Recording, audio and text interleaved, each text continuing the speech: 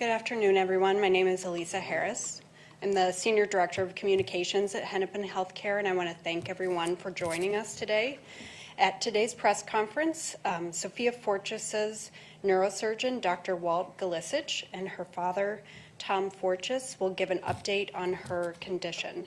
So first, I'd like to turn it over to our Interim Chief Executive Officer, Tom Clement.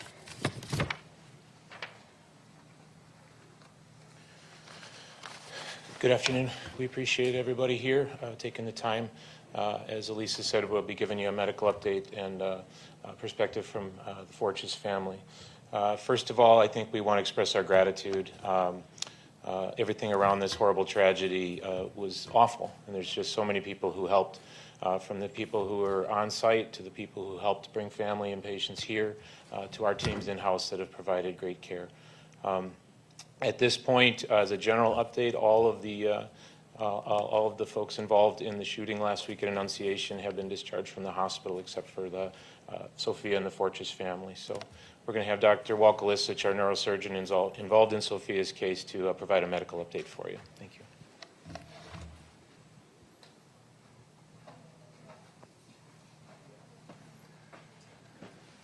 Good afternoon. I'm Walt Galicich. I'm a neurosurgeon here at Hennepin County Medical Center. I'm going to be blunt. Sophia is still in critical condition in the intensive care unit.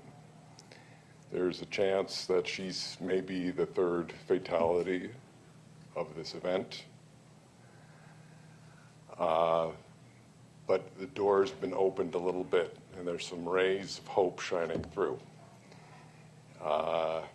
I first met Sophia on that fateful Wednesday morning when she was wheeled to the receiving area of the operating room, and I was told this is a 16-year-old who was shot in the head, and she was in critical condition. Our excellent EMS team and the people at the church obviously did a wonderful job of getting her to our ER very quickly, and our trauma surgeons and ER staff did a fantastic job of triaging her. She made it up to the receiving area of the operating room in record time. I noticed her blue nail polish and her curly hair, and I opened her eyes, and she was bilaterally fixed and dilated, which means that her pressure in her brain was very high. And if you had told me at this juncture 10 days later that we'd be standing here with any ray of hope, I would have said it would take a miracle. She was shot in the left temporal lobe, and the bullet remains lodged in her right occipital lobe. We brought her into the operating room and performed what's called a decompressive craniectomy, which is basically removing the left half of her skull to give her brain room to swell. Unfortunately, the bullet path injured some critical vessels, what's called the Sylvian fissure, which carries branches of what's called the middle cerebral artery, which is a very important blood vessel. We did our best to spare as much of that blood vessel as possible and then stop the bleeding. And then we inserted a pressure monitor and got her off to our wonderful pediatric intensive care unit. She's been there now for 10 days. We've had some issues with swelling and increased pressure in her head, which fortunately have been managed fairly well. And we've done some other studies, including an angiogram that looks at the blood vessels of the brain. And overall, things look as good as can be expected.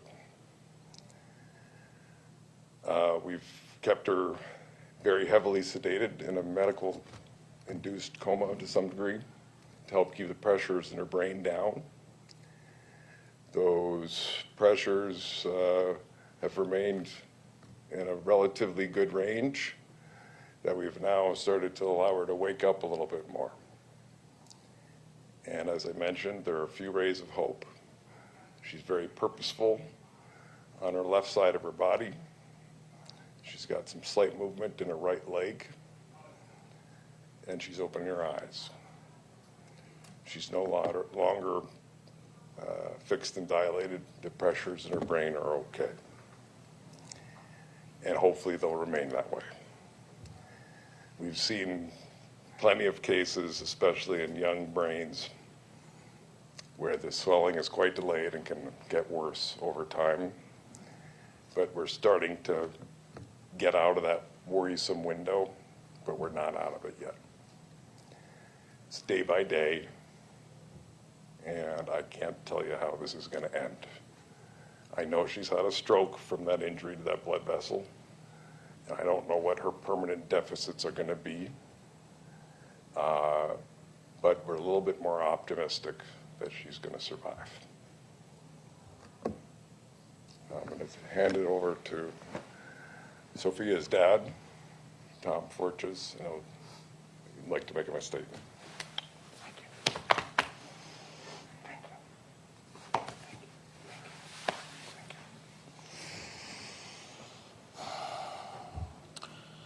Just over 1 week ago, the world witnessed a heinous act committed by a coward to carry out such an atrocity against innocent children. Children who were praying during Mass is unfathomable.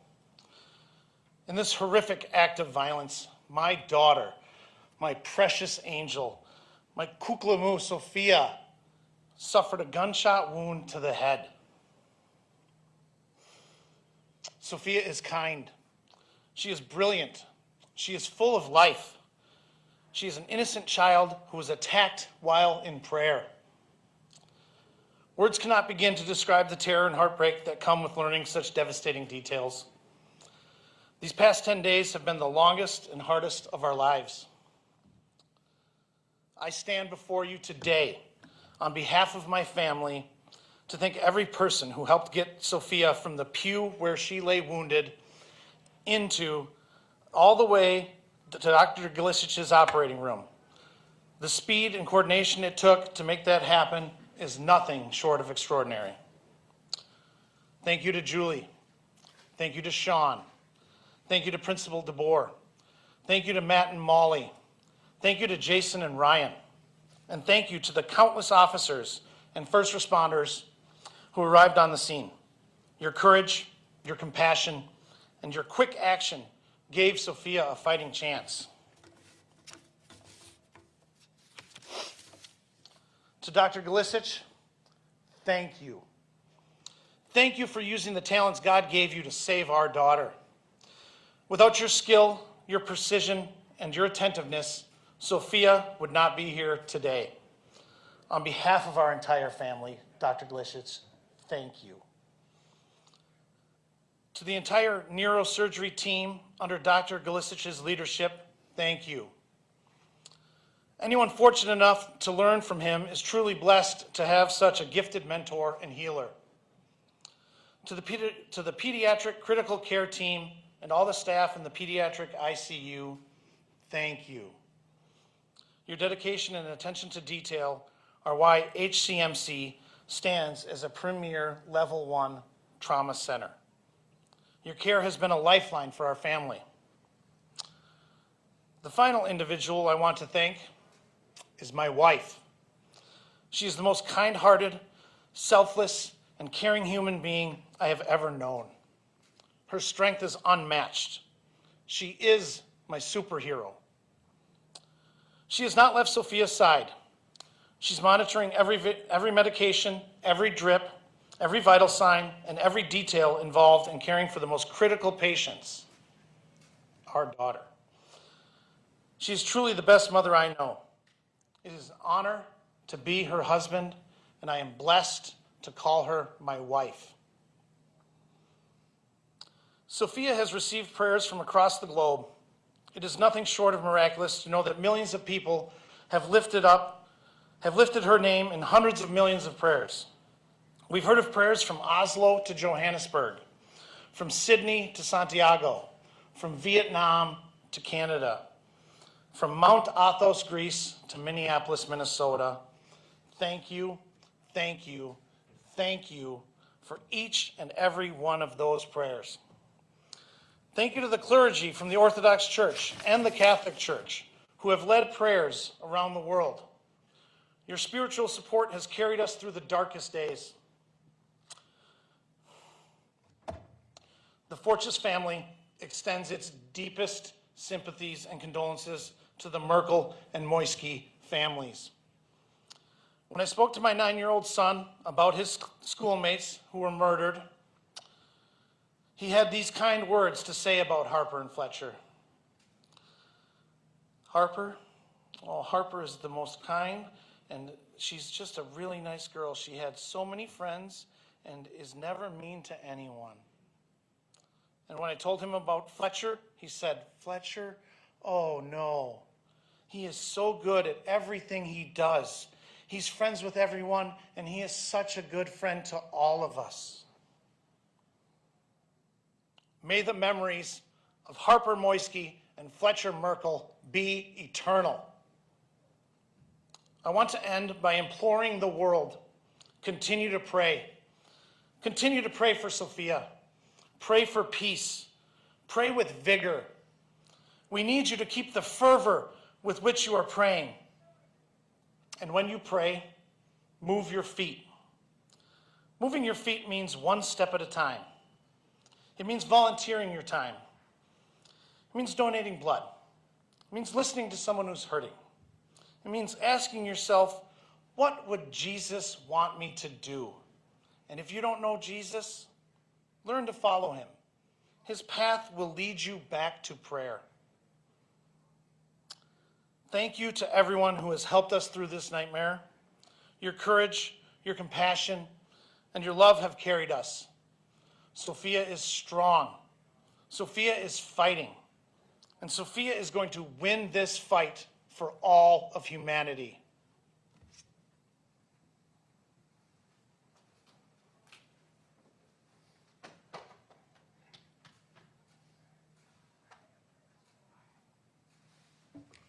So I'm now inviting Dr. Galicich to answer questions.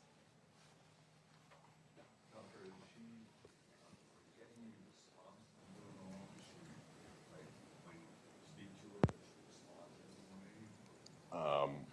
any way? She's purposeful, so there's some level of awareness, but no, not following commands yet.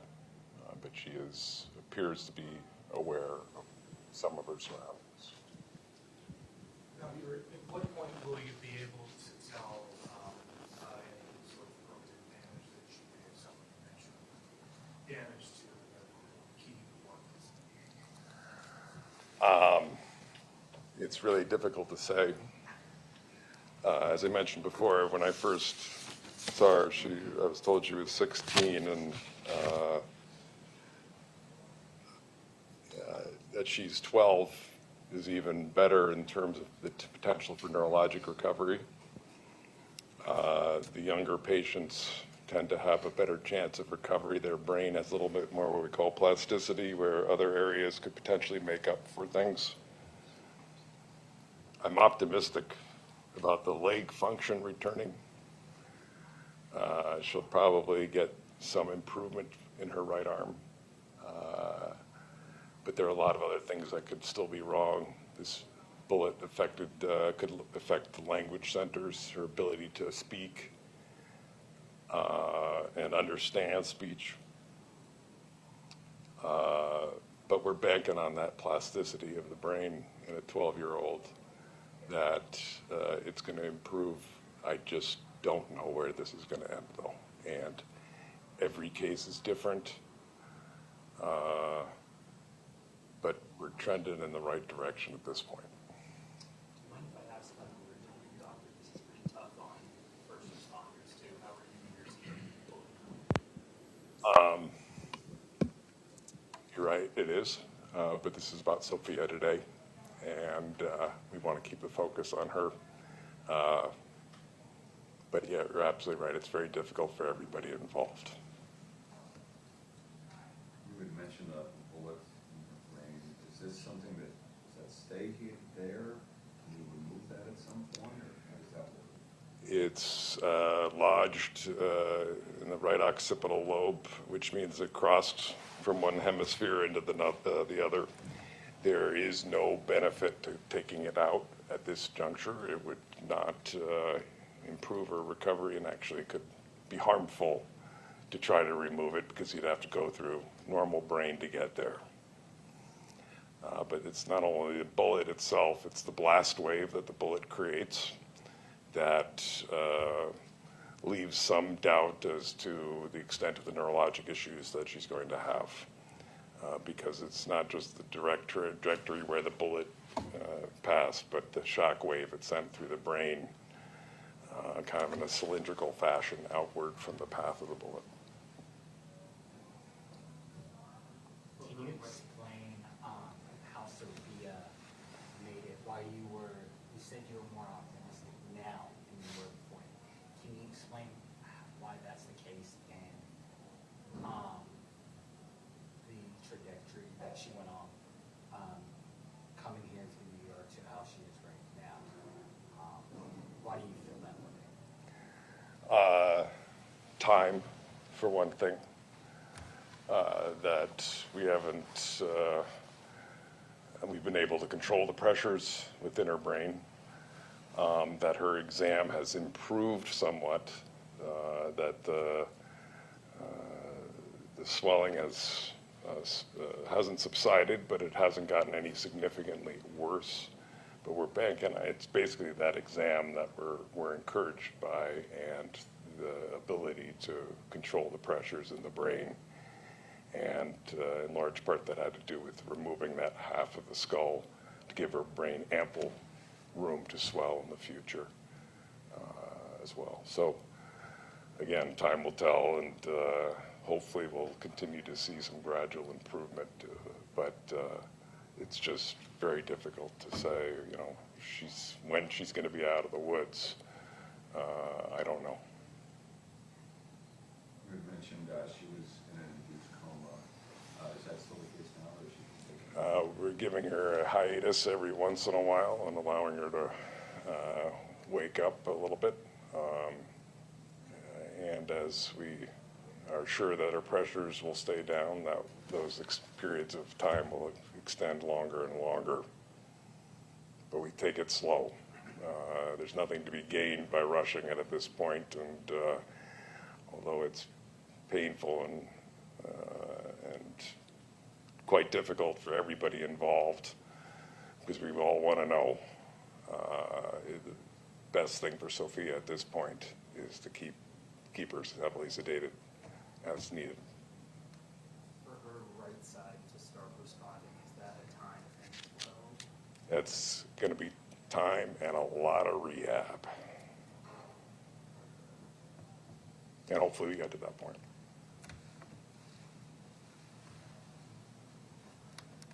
Any takeaway you'd like to share? And then, well, there's a lot today.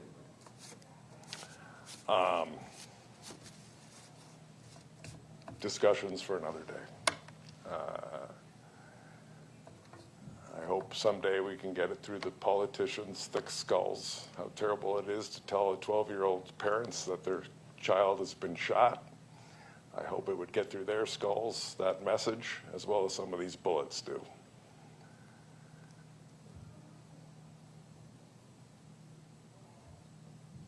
Can you talk about the mental health that victims go through and that their families will go through? Because there's a lot of talk at the federal level that the shooter may have been inspired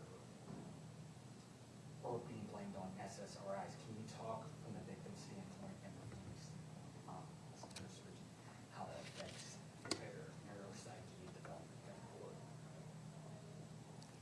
I'm not qualified to discuss that.